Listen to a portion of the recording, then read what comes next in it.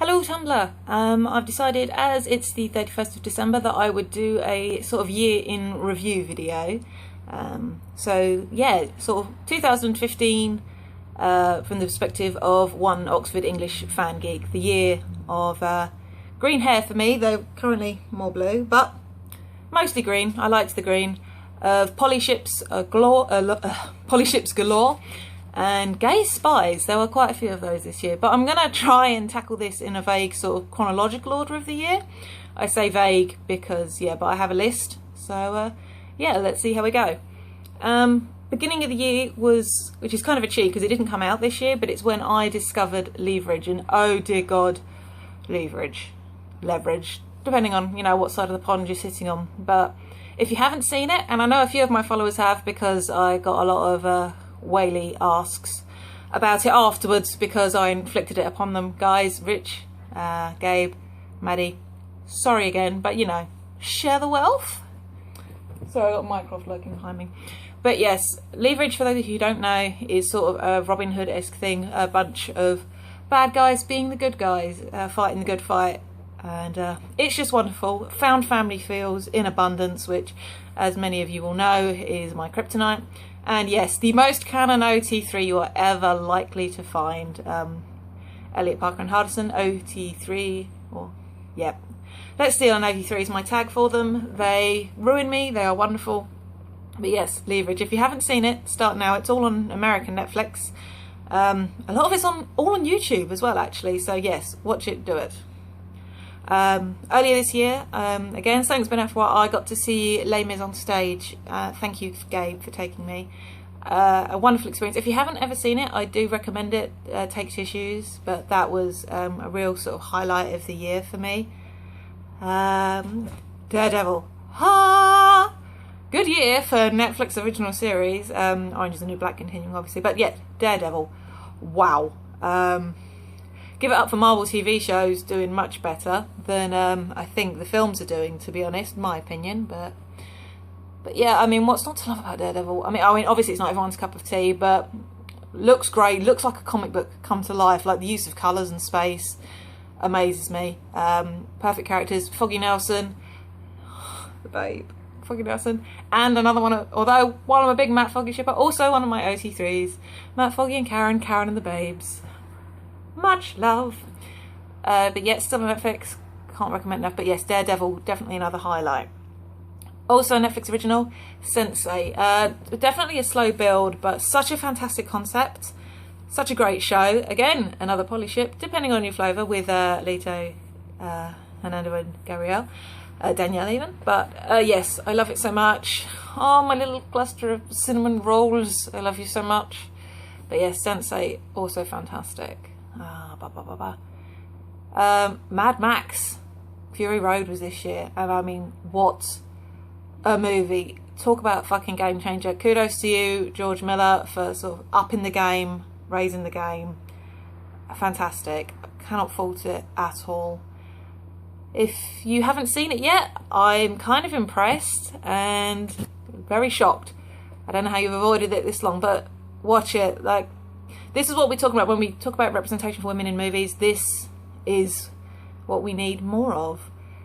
Yeah, and Tom Hardy in it is great, and Charlize Theron is great. It's just beautifully acted, looks amazing, just rip-roaring good time. Hannibal season 3. Whoa, what a season. I mean, we talk about queer baiting a lot.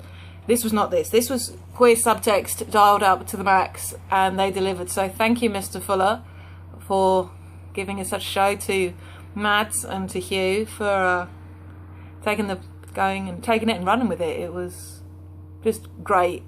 I really hope it does get picked up and continued in some format. But if that is all we're going to get of it, what a way to go. Like, what an ending. I won't spoil it here, obviously, but yeah, well played. I'm going to step away from my sort of, in order to give some shout outs to Steven Universe, which, strength to strength this year. This is the kind of stuff we need to be making. I mean, it's inspiring as a would-be creator of anything, I think, but particularly just respecting kids, and just, it's so good. And a lot of this video is me going to be, it's so good. But yes, Steven Universe this year has just been absolutely wonderful, and I eagerly await the next Steven Bomb next week. Parks and Rec final season, many tears. I don't think it's my favourite season at all, but absolutely wonderful. A real great swan song. If you've never watched Parks and Rec, why not? Do. It's fantastic. Great writing, great acting, genuinely hilarious TV. Watch it. I gotta give a shout out to the Pacific Rim fandom, because we've had our ups and downs this year with the sequel possibly not happening, possibly happening. Who knows? Excuse me, I have a cat kicking off behind me. But yeah, I've got to give it up to, as I said, to the fandom, because through all this we've had the two big fan projects this year, Beyond the Breach, which Alien First has organised, and Exploding High doing the Pacific Rim Tarot deck. Both amazing projects. I cannot wait to get my copies. But yes, bless you Pacific Rim fandom for keeping going. Like, I see new content all the time, and the Shadow Dome is home, and while I find, you know, other fandoms to play in, Pacific Rim is what it is, and I will never stop loving it. And a little side project I want to mention, which has sort of been inspired by stuff this year, I'm working on, is hopefully a sitcom script. And yeah, that's exciting, and maybe I shouldn't be talking about it in a fandom inclined video, but I am very excited for it, and it's about sort of small town queer people sort of coming to terms with being adults and their place in the world, and I'm excited, and I hope that 2016 is the year where it actually sort of comes into something. But shout outs to Hamish and to Reese, who sort of a big part of that, and it was a big part of my 2015. And I'm a fan of it, because, you know, you can be a fan of your own thing. It's totally allowed. Okay, and while I'm talking about Hamish, I've got to give a shout out to his webcomic Dead India, which has sort of really been plodding through this year, and has been great stories, and it's just wonderful. It looks great, the stories are fun, the characters are awesome. I ship Norma Courtney hard, possibly as a OT3 with Death Slide, but you know, if you aren't reading it and you like sort of colourful horror, then do check it out. If you like, I'll give you a link, but yes, Dead End, yeah, check it out, it's very good. Okay, back to the list. Crimson Peak, Gilmo. Oh, I wish the advertising had done it more justice for what it truly was, but what a fantastic film.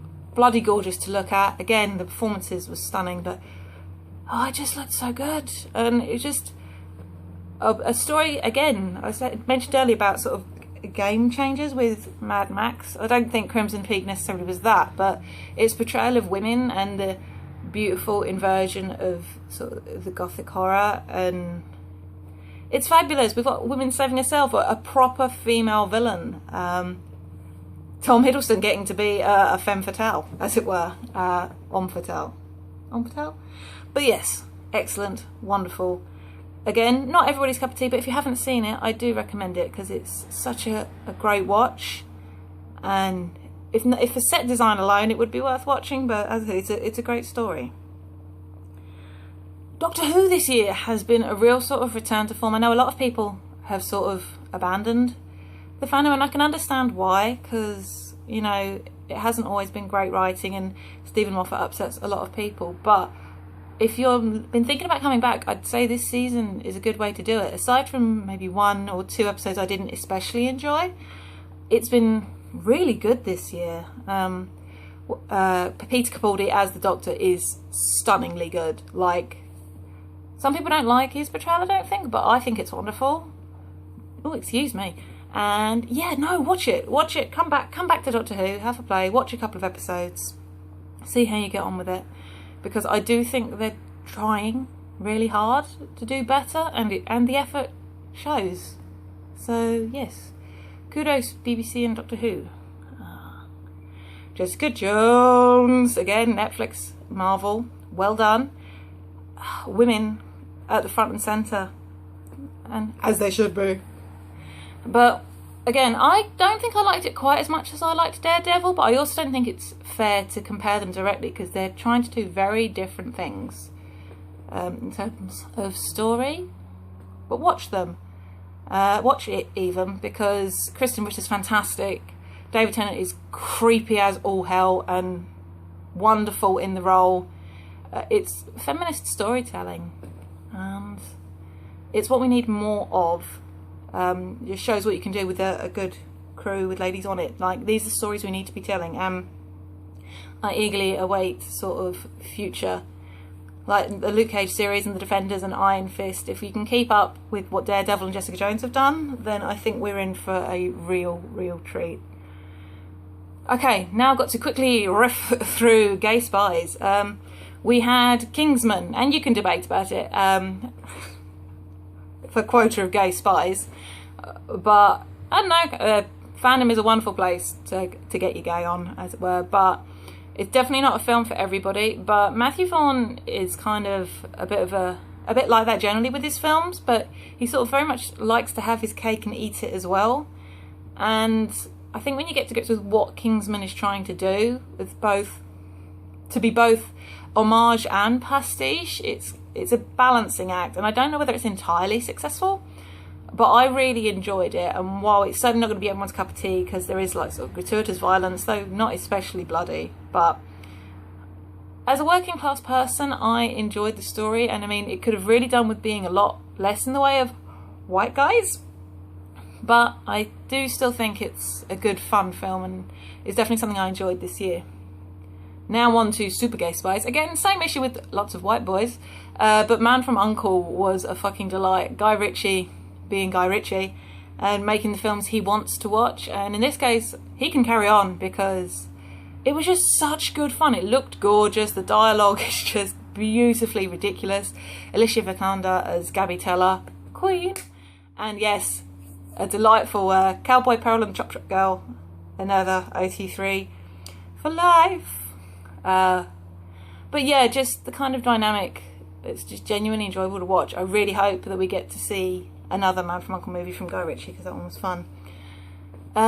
Gay Spies, less fun but beautifully acted. London Spy, sort of a couple of weeks ago it finished, was fantastic. I mean, I can see why people are upset with some of the choices they made with the story, but as sort of a portrayal of One Man of Danny, which is Ben Whishawer's character, it was genuinely moving, and it's the kind of acting that it blows me away. And while there's some parts of it uncomfortable viewing, if you can see it, do check out my London Spy tag. You can find all the episodes in there. But yeah, great, just wonderful.